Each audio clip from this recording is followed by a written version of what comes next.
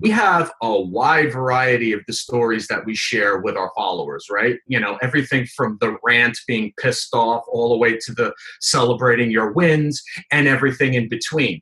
And by visually punctuating these stories with expressions and emotions that are shown on the person's face and through their body posture and through lighting and composition, it creates this mood that will definitely work in concert with the stories that you're sharing. Welcome to the Magnificent Marketing Podcast, where we interview the top marketing experts in the world and keep you up to date on all the changes and best practices to help you grow your business and stay on the cutting edge. Welcome to the show. Hello, everyone. I'm here today with John DeMato, and John is a lifestyle portrait photographer and image content creator who works with high-level entrepreneurs and thought leaders of various industries to produce high-quality, high-captionable images that present informational, entertaining, and inspiring aspects of their brand to their followers. More than just a photographer, John sets his clients up for success beyond the portrait session by educating them on how to best leverage their image content for their websites, social channels, blogs, publications, advertisements, and various other needs. A former television producer, John has over 17 years of production experience and has been featured as a portrait photographer expert on several NBC Universal daytime talk and reality shows. And today we're going to talk about photography and branding, everything a thought leader needs to consider. John, how are you doing today? I'm doing great, David. Thank you. That was quite a mouthful. You did a great job with that. No problem. No problem. Like I mentioned earlier, I'm glad there weren't any major tongue twisters like that one, right? No, exactly. Excited to talk to you. I know we have some mutual acquaintances and friends who speak the world of you. So anyone who's looking to get into really high-level branding in regards to the photography needs, it's definitely worth the investment to go with somebody like John, at least according to them. It's been worth their weight in gold, apparently. So excited to talk with you today, John. And before we get into all your awesome tips here and everything we want to cover, I'd like to first just have you share your story and how you got into branding with photography. Okay. Well, as you mentioned in my bio, I started out in television production, and I've done that for quite some time. But ultimately, after a couple of years working on a daytime talk show, I started to feel like there was something missing. It wasn't quite enough. You know, I had achieved what I had set out to do once I graduated from college and then graduate school. And the next thing you know, you're 26, 27, and it's like, well, what's next? Yeah. And I spent the next couple of years going through what I now refer to, looking back in hindsight, as my creative crisis, where I was just trying to figure out, do I want to work in television? Do I want to do something else? And what am I going to do? And what I ended up coming across was photography. I met a professional photographer during one of the video shoots for the show I was working on. And that really opened me up. And the next thing you know, I'm working with him. He's mentoring me. And I really started to get into headshot photography. And from there, I eventually quit my job in 2014, my full-time job. And the thing that was left was headshot photography. And as I started developing that business, again, I started to feel that this isn't enough vibe. This is not creatively stimulating me. I'm not challenged in the way I want to be challenged. Mm-hmm.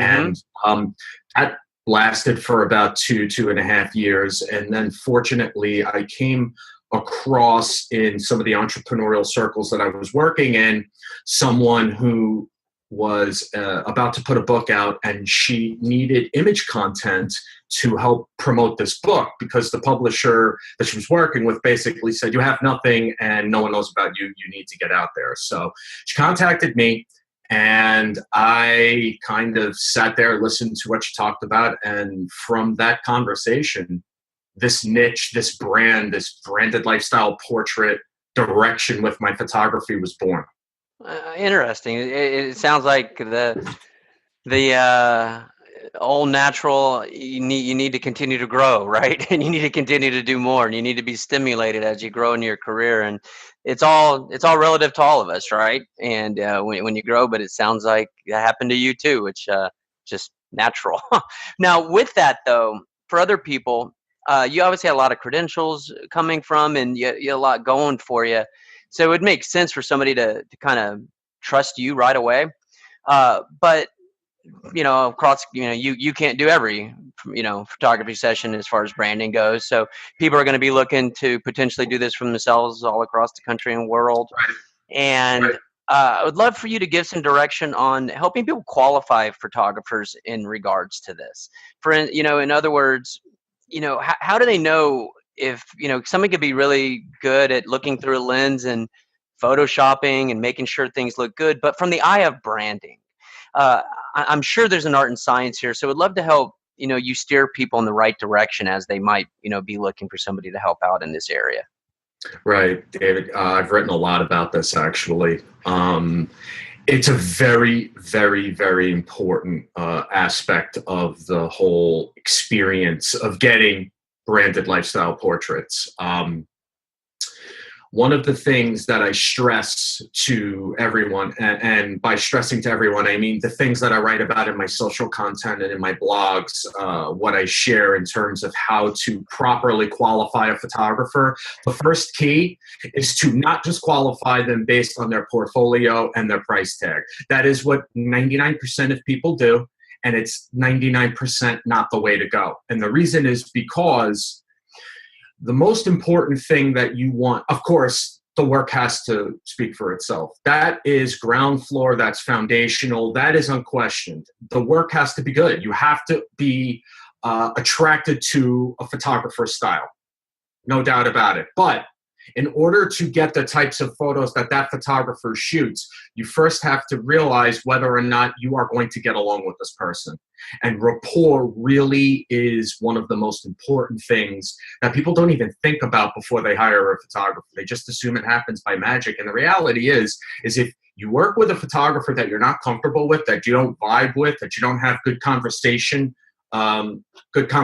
with while you're working and having that nice back and forth, it's going to be reflected in the photos. And those photos are not going to be useful. So that's one of the main things that I stress to people when starting this journey of, finding a photographer and investing in that, and then ultimately leveraging those images. Now, is there anything different about photography for branding? I mean, I hear you 100%.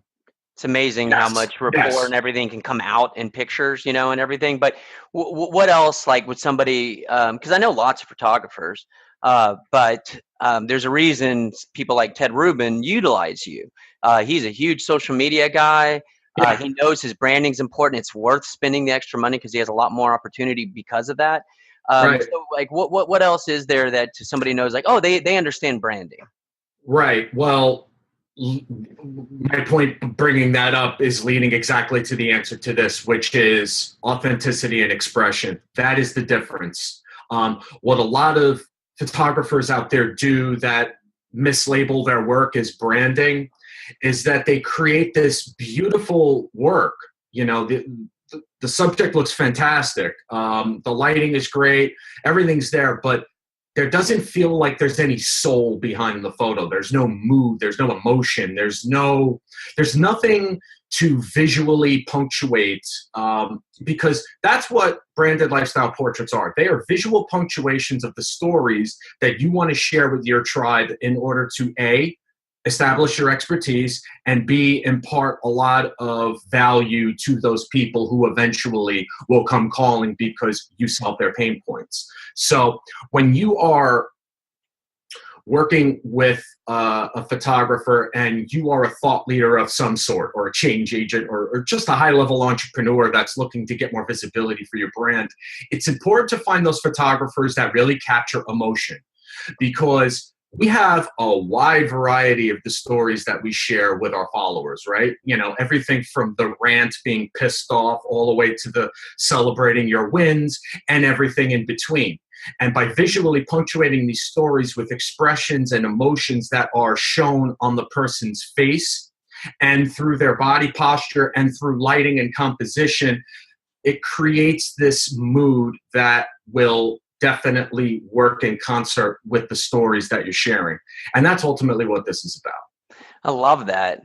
And I can see why you're successful. So how do you get to that? And I think this might also work with the qualification part, as you're talking to somebody and trying to find the person who's going to capture that soul.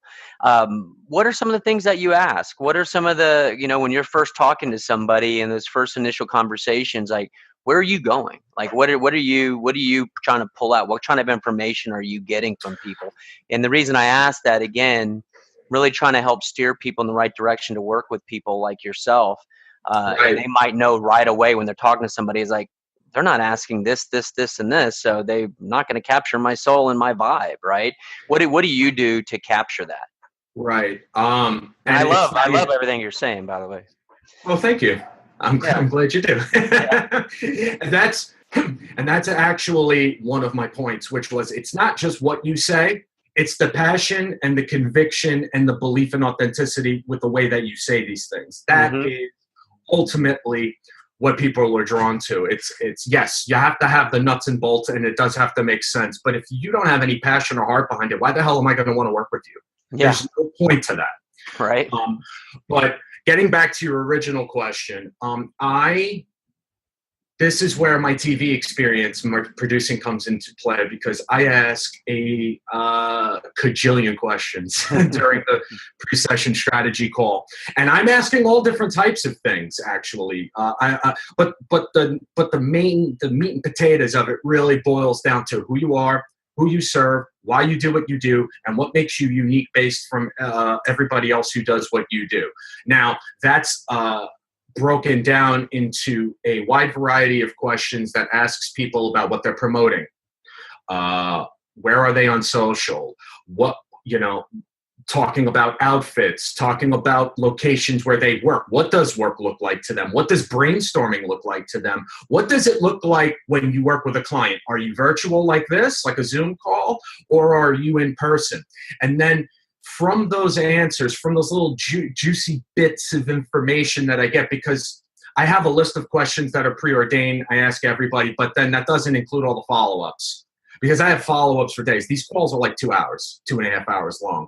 But the point being is that from that information, that's where I create the shot sheet that lists all of the different types of images that we need, and all of the different types of emotions that we need to capture in these images, and all of the different where these assets will be used, whether we need stuff specifically for the website and we need it justified to the left, and we're going to account for space for text, or we're going to be using images for their speaker submissions and their profile pictures. And then, of course, the stuff that involves their social media, which is the bulk of what I provide. So Gotcha. it's a lot. No, I mean, it is a lot, and you said a lot right now. And I know you didn't go into every nook and cranny detail, which is what we don't need to do right now. Right. But that's fantastic, and I see where you're going now, and I feel like we're giving people a better direction on if they know they're working with the right person. Because even if you only ask those questions you just mentioned right now, it's probably a lot more than other people are doing. So no, I see where you're going there, and appreciate that insight. Yeah. Now beyond the price tag in the basic portfolio, those are table stakes, right? What else should people expect when working with a professional branding photographer? Is there, like you mentioned, all that other stuff? Is it, and again, and this might be the case, but is it my job to capture all that and then just provide you images? Or it sounds like I'm hearing they need to be providing images across based on their platforms and other stuff, because those change. An image for Facebook is different than an image for Twitter. So I hear where you're going, and that might be the answer here. But what should people expect? Those types of things. Anything else when working with a professional branding photographer?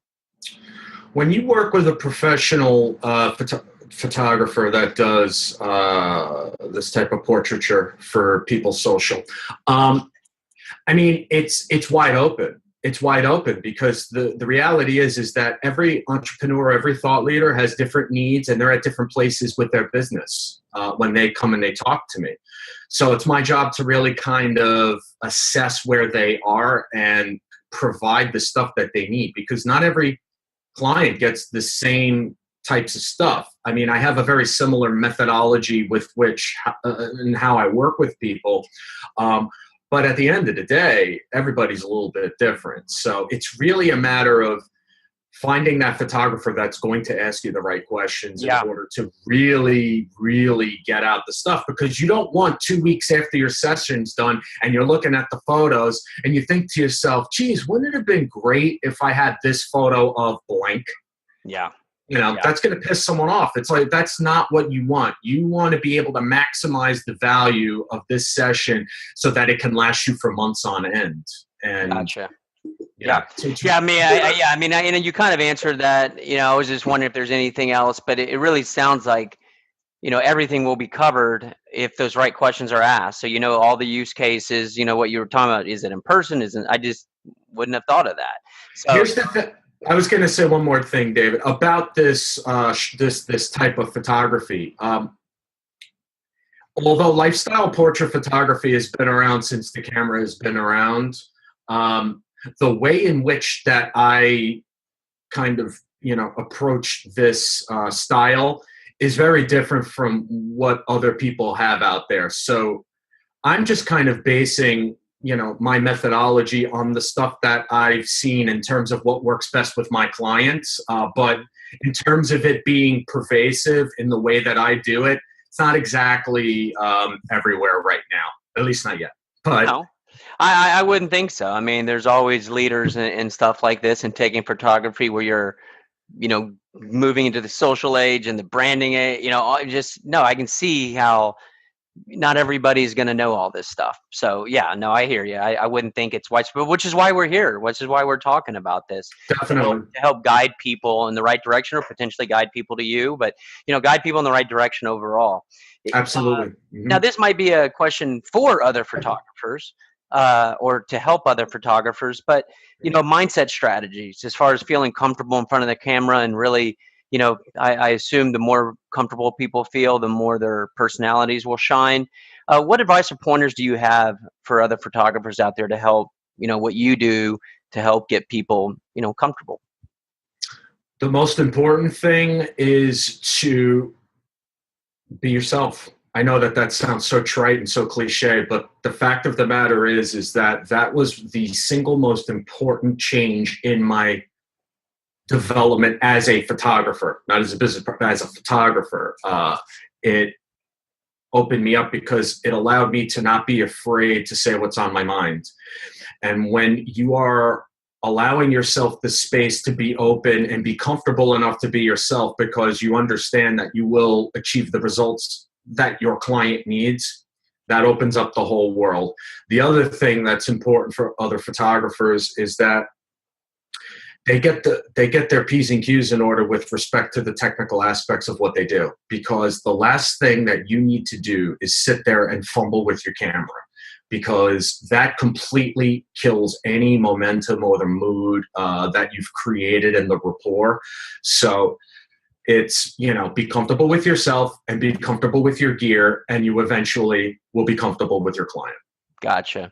I hear you. Now, this is almost a personal experience, and it might be different because we weren't looking for the highest level quality. Me and my wife do holiday cards every year. We have 8 dogs. So yeah, I know. They're all small though. They're all small.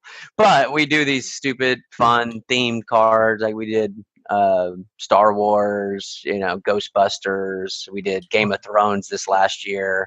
So we used to work with this one photographer, and again, I don't know if it's the same, completely different, but it was really annoying to us because he was looking for 7, 8 dogs all looking at the same direction and all this stuff. Yeah. And he didn't want to do Photoshop, right? He was old school, big time old school. And then we just hated it because it took 3 hours for something that should take maybe an hour. And it was he was very hard to work with. So we actually ended up using this other person that, for the quality we were looking for was fine. And again, this might not apply here at all. But I'm just curious of your use of, touching up and stuff like that. Do you do that? Or is it the perfect photo needs to be captured? And for this, again, for my other purpose, if you would tell me you don't use Photoshop, I'd say, well, maybe we're not the right fit. We're just looking for something where all the dogs are looking at the camera. No one's going to zero in on it. And that could be absolutely completely different than a high level, so please don't take my anxieties and my issues with this because it's a different question, different case here. So, but what's your take on that? Do you touch things up, or is it got to get it perfect? Well, first of all, there's no such thing as perfect. I've abandoned that a long time ago. I just realized that my mental health is more important than trying to reach an unreachable goal. Yeah, no, good going there. But having said that, yes and no to retouching.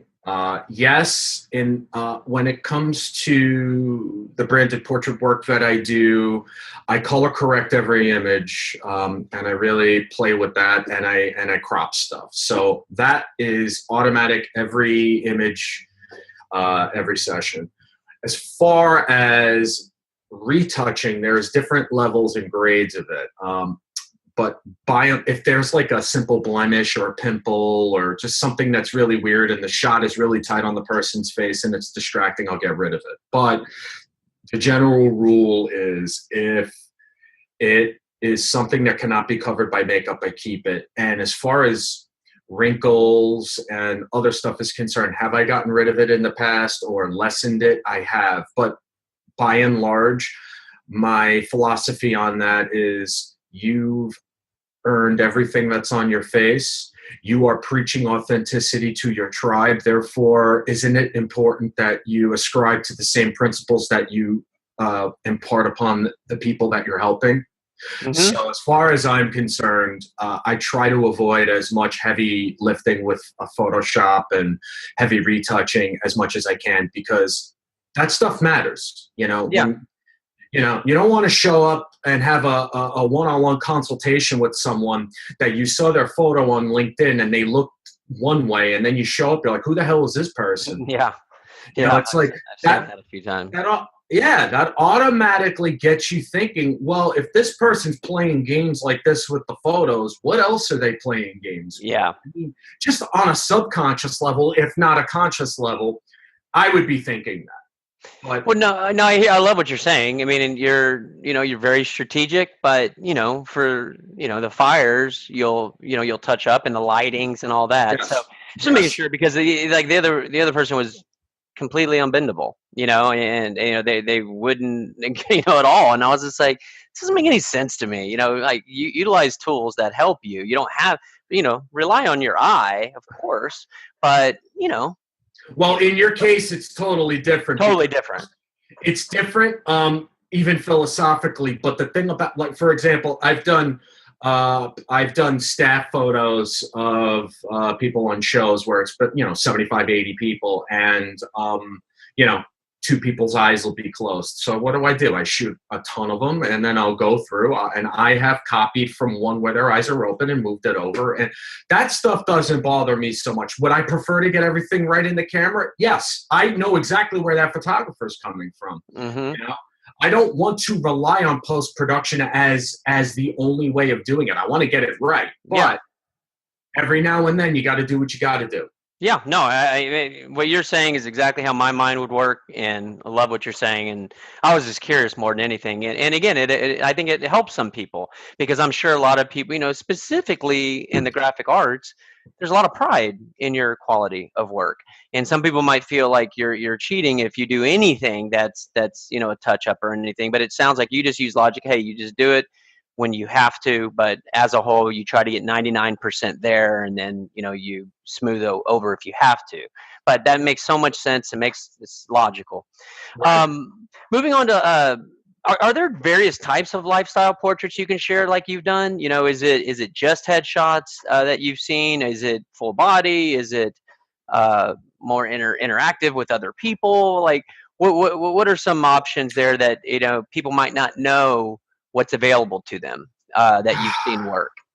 Oh, I mean, I've shot so many different types of things. I mean, on the branding side here, what have you seen? Yeah. Well, I mean, all of it works. It's not a matter of, does a wide shot work better than a close up? The answer is they all work. Everything works if there is purpose and intention behind what the image is for. The point is to actually have that conversation with yourself first, and then with your photographer, to really think about what works best. It's just a matter of assessing where you are and where you want to go.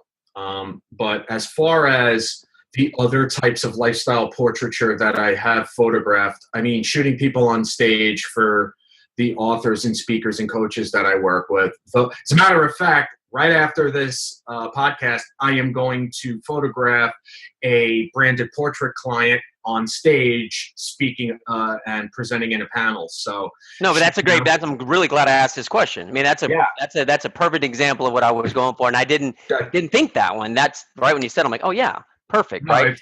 Yeah, definitely. And that stuff is absolute money, because what it does is it adds that social proof of, I'm a thought leader, I speak in front of people, people pay me, I'm actually legit. Here are the photos, and here's what I did. Aside from the fact that when I was speaking about visual punctuation earlier regarding your the stories that you want to share about your business and brand, right?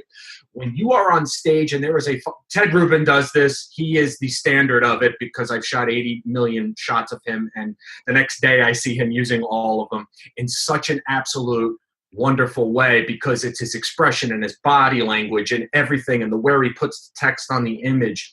And that's what these types of images really are meant to do. It's really to help you stand out and get that message out there. And I love what you just said. I'd like to follow up on that. And again, this, for 90% of the people, they might know exactly all the different places they can utilize these.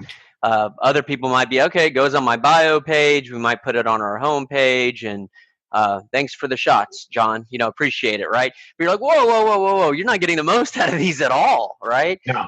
So can you talk about some of the places that you've seen people like Ted Rubin and others, like, you just said text overlay on, a post or whatever. Can you talk about, just spitball some ideas and you've seen people utilize these for, because I'm sure you want people to get the most out of, the value that you're bringing to the table here. Well, exactly. And that's why I have that gigantic conversation with them prior to me even thinking about picking up a camera and going to a location. The whole point is to kind of extract all of that stuff. But what I have seen, people have used these photos, again, for their website, but not just for their website, like for the banners in certain places, for their blog posts. I've seen people use them for printed ads in magazines, as well as the digital ads on Facebook. I've seen people use these for printed materials at conferences and expos if they have a space. They've used them there. The bulk of it, though, is social, because at the end of the day, that's where you're starting conversations, and that's where you're engaging people, and that's how you develop relationships. Mm-hmm. But, and of course, there's a million other places to use it. Another client used one of our photos for her book cover. Yeah. So the landing pages, webinars, I could keep going on and on if I really, really think about it. The point is wherever there is a need for you to promote your service, or where you are promoting your service, chances are you're going to need one of these images. And it might not necessarily even be a portrait. That's one thing that we haven't really talked about. We've talked about portraits as the person in front of the camera getting different photos of them looking into the camera, standard portrait. As well as them doing stuff, working on the computer, working with a client, brainstorming, et cetera, lifestyle portrait.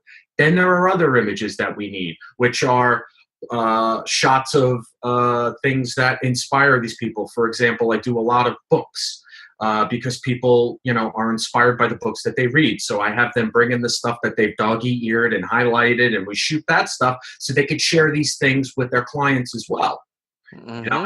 I've shot 1 million coffee mugs because the mugs have inspirational messages on them, and it's important to the client, and they want. The point is to, again, extract those interesting things about not only what makes you different as the expert that you are, but also as the human being that you are, because ultimately we're human beings, and we want to work with people that we think are cool and are going to really jive with us while we're working with them. So important to really get all that stuff out. Awesome. Well, this has been awesome, John. I would just like you to pull out your crystal ball here. And is there anything new or cool coming up here, with photography and branding that people might want to keep an eye on? Is there, things constantly change in the digital and the marketing space? maybe not. Maybe this is one of those tried and true things that is going to stay the same. But do you see anything to keep an eye on in regards to branding with photography? With any, I don't know if AI will have anything to do with it, or some of the interactive components, or more tools that are coming up here. Is there anything that you see changing, or people to keep an eye on, or something they might want to try out, in the future? I know it's kind of a tough question, but I was just curious. Yeah. Off the top of my head, I'm not 100% sure where everything is going to go. But if you asked me 2 years ago where I was going to be with where I am right now, I wouldn't have even known what any of this was, So I don't know what's going to come down the pike, but I do know that I'll be ready for it. Yeah, you never know. Maybe video, little 3-second little gifs of a shoot or something. But I hear you and I believe you. I'm sure you will. Yeah, I know it's kind of tough, with other kinds of crystal balls and marketing elements. It's kind of easier to kind of make some fun predictions. And I realize that I was just very curious to see if there was something, right? But I hear you. And so on that note, we should all make sure we continue to follow John and see what's next, and to continue to learn from him on what's current. John, how can people continue to learn from you? They can follow me on Instagram. They can find me at DeMato Photo. That's my handle. Or they can just go to my website, johndemato.com. And, oh, by the way, David, I was going to mention this before. We were talking about the stuff regarding qualifying photographers. If your listeners go to my website, they can sign up and get a free offer that I have that actually lists about 20 different types of strategies regarding how to prepare for your next portrait shoot. And one of the things that's on there that I talk about is the types of questions you should ask your photographer prior to the session to see if they work for you. Perfect. Awesome. And just for the listeners out there, it's JOHN, and DeMato is DEMATO. All right, John, appreciate your time today, and until next time. Thank you, David. Thank you for listening to the latest podcast. Feel free to go to magnificent.com/blog to see the show notes for this interview, as well as those from many other of the world's top marketing experts. Have a great day.